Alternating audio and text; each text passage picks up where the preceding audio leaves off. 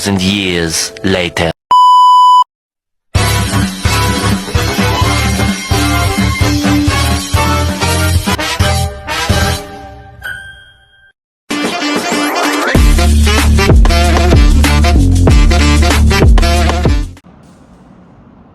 Baik, terima kasih kepada Ananda yang telah bersedia datang ke ruangan saya.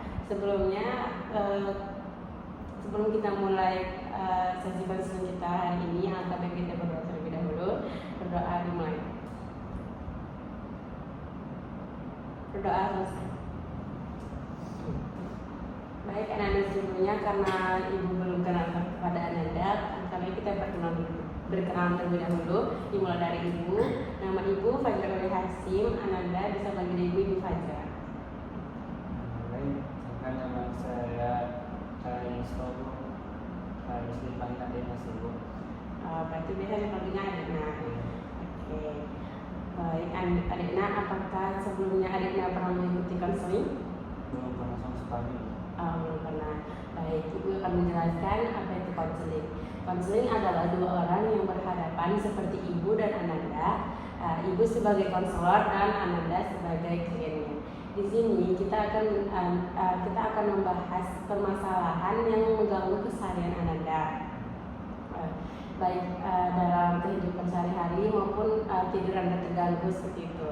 Baik, dan Ibu di sini ingin Adikna sukarela dalam menyampaikan permasalahan Adikna kepada Ibu. Dan Adikna tidak perlu khawatir jika rahasia Adikna itu keluar dari sesi konseling ini, karena di sini hanya Ibu saja yang mengetahui. Dan jika pun nanti ada orang yang ingin tahu, saya akan izin terlebih dahulu kepada Adikna. Baik, Adikna, apakah Adikna dapat memahaminya? Dapat Bu. Apa ada yang ingin ditanyakan? Mungkin cukup. Oke. Ini apa yang ingin kita bahas, Adikna? Terkait trauma saya Bu, yaitu saya sejak kecil takut melihat darah bahkan ketika saya melihat foto gitu atau ada orang sekan itu saya tak tahu itu Bu, takut langsung melihatnya itu. Baik, berarti Adikna takut melihat darah secara langsung ya? Iya Bu. Baik, jadi Adikna takut melihat darah secara langsung. Saya takut juga melihat darah secara langsung, tapi kadang saya juga takut gitu. Misalnya nih saya main HP gitu, dapat berita atau yang sosmed gitu, ada orang kecelakaan, itu juga sering membuat saya ketakutan. Bahkan tidak seringkali saya lemas, bahkan mengpesan gara-gara hal tersebut. Baik, bisa ceritakan sejak kapan Anda takut melihat darah?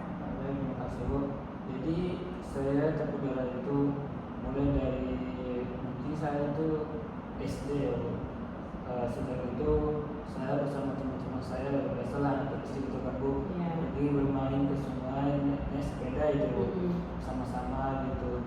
Terus ketika pulangnya itu kami teman-teman kami ini kami bikin lomba gitu lah Bu, sepeda gitu, siapa yang paling cepat sampai ke sini itu menangnya gitu. Terus mungkin saya karena terlalu optimis untuk menang gitu Bu, sehingga pas turunan gitu saya tidak tahu lagi ngerem gitu. Pas itu tiba di depan saya itu ada pengendara motor juga Bu. Terus seketika saya tidak bisa mengerem dan si pengemudi motor juga tidak melihat saya, terjadi tabrakan Bu.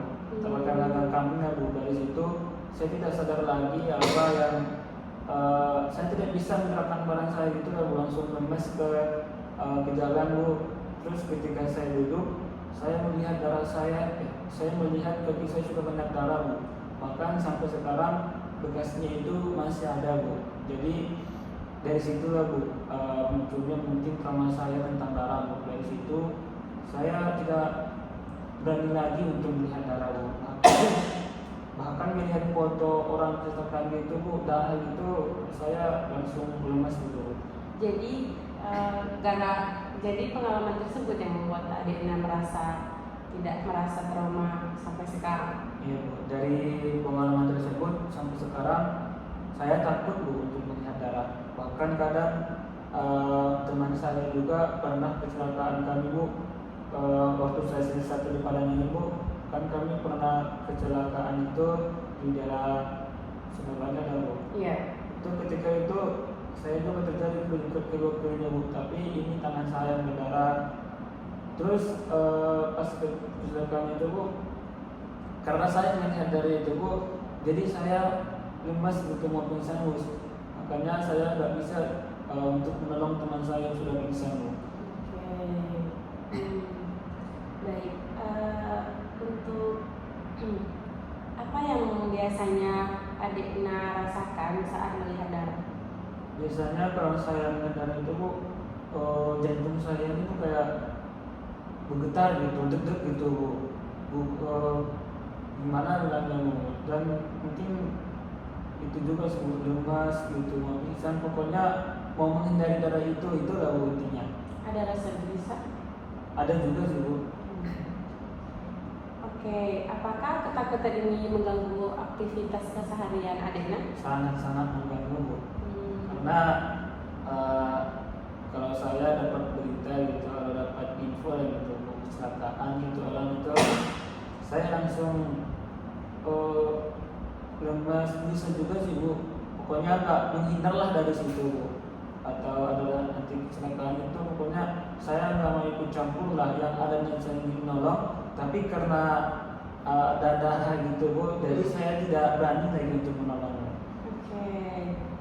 Cukup saya pahami bahwa pengalaman adiknya itu cukup membekas. Baik, sekarang saya akan mencoba mengurangi ketakutan adiknya terhadap melihat darah itu ya.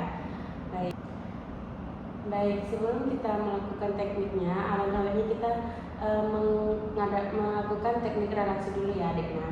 Yaitu ikuti apa yang saya katakan. Kalau tidak ada lakukan, baik. Ada yang ingin ditanyakan? Baik. Sekarang tarik nafas perlahan. Baik, sekarang adiknya tutup mata kedua mata. Setelah itu tarik nafas dari hidung. Oke, tahan. Lalu keluarkan melalui mulut. Sekarang buka matanya. Apa yang adiknya rasakan sebelum melakukan relaksi itu? Sekarang melakukan relaksi Bu, saya mendengar sudah mulai tenang. Oke, baik. Sekarang coba kita buat daftar situasi yang berhubungan dengan darah ya adiknya. Contohnya, jika mendengar kata darah, membayangkan luka kecil, atau adiknya menonton sebuah video yang berhubungan dengan darah. Apa yang paling menakutkan bagi adiknya? Paling menakutkan bagi saya Bu itu nonton video yang bukan darah itu Bu. Oke, baik adiknya. Baik, coba sekarang adiknya sudah merasa rileks. Oke, ketika adiknya sudah merasa rileks, coba adiknya bayangkan seseorang di depan adiknya itu sedang mengalami luka kecil, tapi berdarah. Cuma Bu. Oke ya. Bayangkan adiknya ketemu dengan seseorang, tapi ini posisinya adiknya lagi rileks gitu. Ketemu dengan orang, terus habis itu dia lukanya kecil, gitu, luka sedang. Sudah. Oke, apa yang adiknya rasakan? Saya belum dapat membayangkannya Bu. Oke, belum ya. Baik, sekarang ke matanya. Bagaimana dengan tingkatan kecemasan adiknya saat melihat darah itu? Saya bandingkan dari 0 ke 10 ada berapa? Sekitar 8 sih Bu mungkin Bu. Oke, 8. Cukup besar ya adiknya. Baik. Sekarang kita coba menggunakan teknik pernapasan sampai kecemasan Ananda turun. Yang mungkin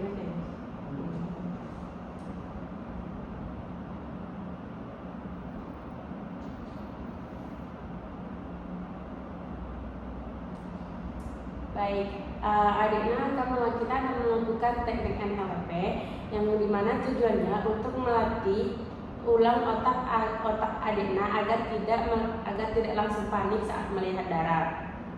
Dan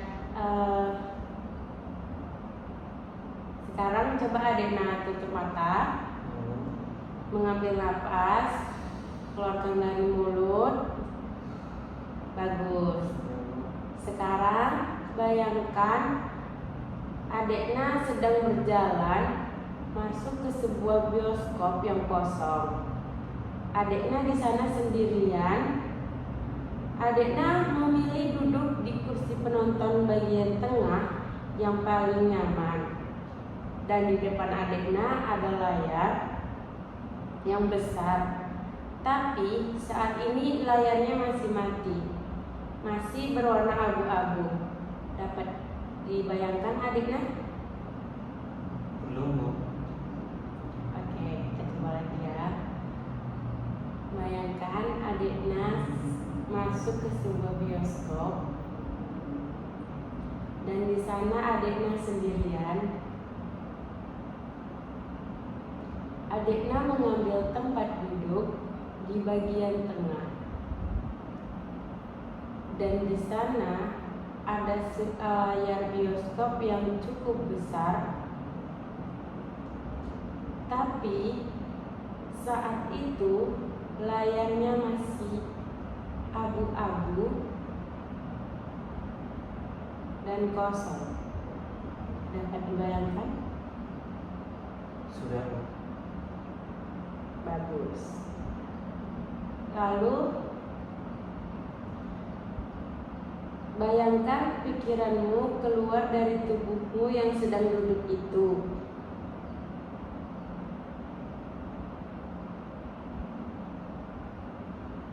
Sudah? Baik, sudah, Bu. Adiknya melayang-layang naik ke atas, masuk ke dalam suatu ruang proyektor. Iya, Bu. Pada bagian belakang bioskop. Sudah? Sudah, Bu. Jadi adiknya yang asli ada di ruangan proyektor. Sedangkan melihat dirimu sendiri yang duduk di kursi penonton juga sedang melihat ke arah layar kosong. Apakah adiknya merasa aman di ruangan proyektor itu?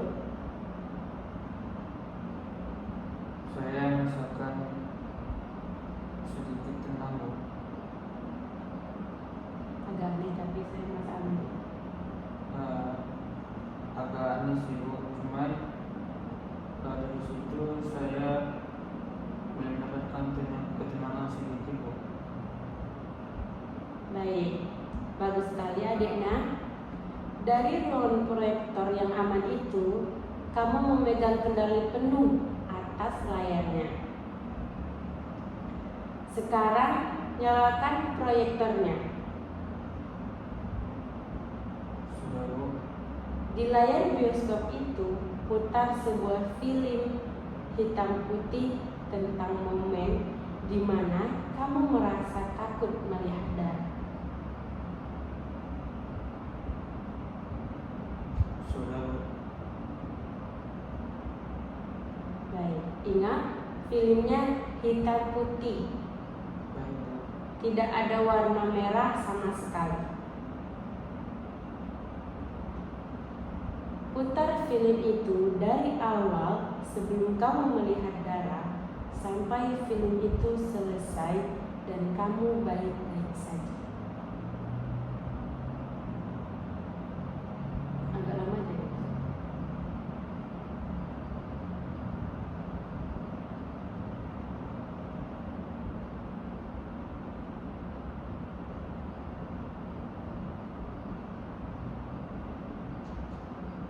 Darimu agak gini agak dengaran begini.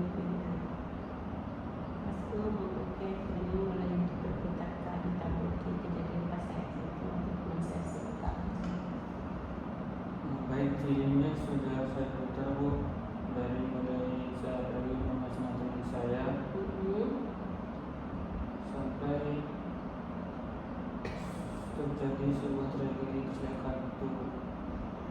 Oke, bagus Adikna. Tonton saja film hitam putih itu dari ruangan proyektor. Lihat bagaimana Adikna dalam film itu bereaksi. Baik Bu, saya mencobanya Bu. Tonton terus sampai adegan itu selesai dan filmnya membeku menjadi sebuah foto mati yang hitam putih di akhir cerita.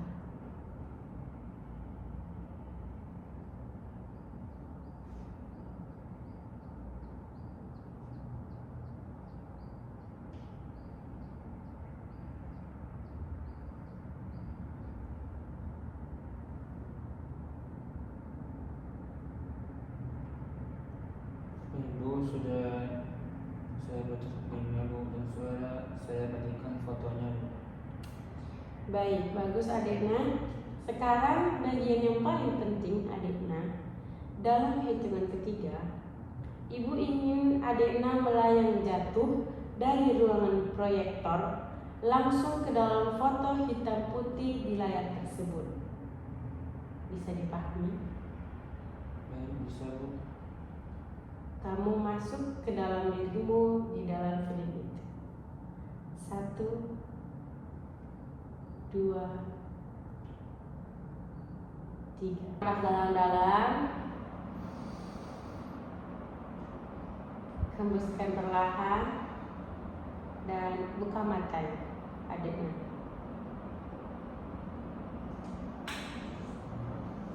Baik, apa perasaan Adikna atau apa yang Adikna rasakan? Setelah cerita dulu, saya sudah merasakan ketenangan. Oke, baik. Untuk ke tingkat kecemasan Adikna tadi, apakah ada peningkatan atau tetap stuck di 8 aja? Dari saya tadi saksi itu Bu, saya merasakan sudah peningkatan dari saya yang sebelumnya itu dari tingkat kesadaran saya itu 8, sekarang mungkin sudah bisa dikatakan 5 Bu. Oke, bagus. Baik Adikna.